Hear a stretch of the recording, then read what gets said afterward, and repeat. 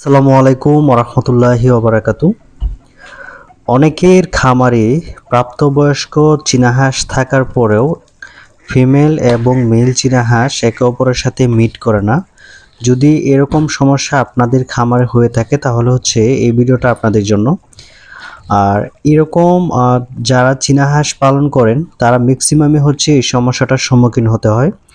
যে প্রথমে বলি যে চীনা হাঁস অ্যাডাল্ট হয় হচ্ছে 4.5 থেকে 5 মাস বয়সে হচ্ছে চীনা হাঁস অ্যাডাল্ট হয়, এবং আপনারা দেখবেন যে 4.5 মাস বয়স থেকে হচ্ছে মেল চীনা হাঁস ফিমেল চীনা হাঁসের সাথে ব্রিডিং করার জন্য ট্রাই করে।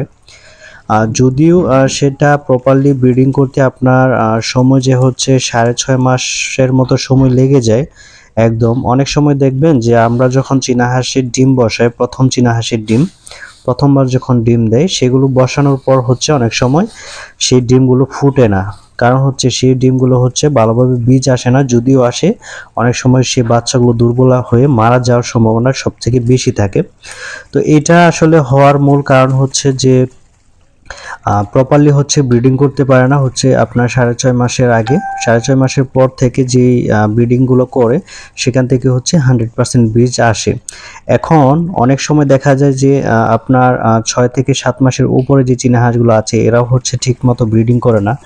তো এই সমস্যাটা হয়ে থাকে হচ্ছে আমরাই মূলত এই সমস্যাগুলো তৈরি করে থাকি অনেক ক্ষেত্রে। যেরকম হচ্ছে আপনারা অনেক সময় কি করেন যে আপনাদের চীনা হাঁসগুলোকে বেশি পরিমাণে যত্ন করেন, যার কারণে হচ্ছে একটু পরিমাণ অসুস্থ হলেই আমরা আমাদের খামারের যে হাঁসগুলো থাকে এদেরকে হচ্ছে বিভিন্ন ধরনের মেডিসিন খাওয়ানো শুরু করি।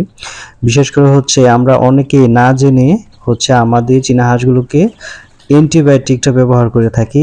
অতিরিক্ত পরিমাণে অ্যান্টিবায়োটিক যদি আপনি আপনার খামারে ব্যবহার করেন, বিশেষ করে হচ্ছে মেল চীনা হাঁসের ক্ষেত্রে, তাহলে আপনার এই চীনা হাঁসটা অনেক বেশি প্রবলেম ফেস করতে হবে। কারণ হচ্ছে আপনার পুরুষ চীনা হাঁসের ক্ষেত্রে যদি অতিরিক্ত পরিমাণে অ্যান্টিবায়োটিক ব্যবহার করেন তাহলে হচ্ছে সেই হাঁসটা আপনার ফিমেল চীনা হাঁসের সাথে হচ্ছে কখনোই মিট করবে না।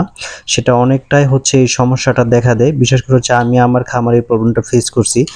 এই জন্য আমি আপনাদের কাছে রিকোয়েস্ট করব, যারা আপনাদের খামারে অতিরিক্ত পরিমাণে অ্যান্টিবায়োটিক ব্যবহার করেন, বিশেষ করে হচ্ছে অ্যান্টিবায়োটিকটা ব্যবহার করেন, অবশ্যই এই অ্যান্টিবায়োটিক থেকে আপনাদের হাঁসগুলোকে একটু রক্ষা করার চেষ্টা করবেন। আর ডিম পাড়া চীনা হাঁসের ক্ষেত্রে অ্যান্টিবায়োটিকটা একটু দূরে রাখবেন, অ্যান্টিবায়োটিকটা দিবেন না। তাহলে ইনশাআল্লাহ আপনাদের চীনা হাঁসগুলো সুন্দর এবং সুস্থ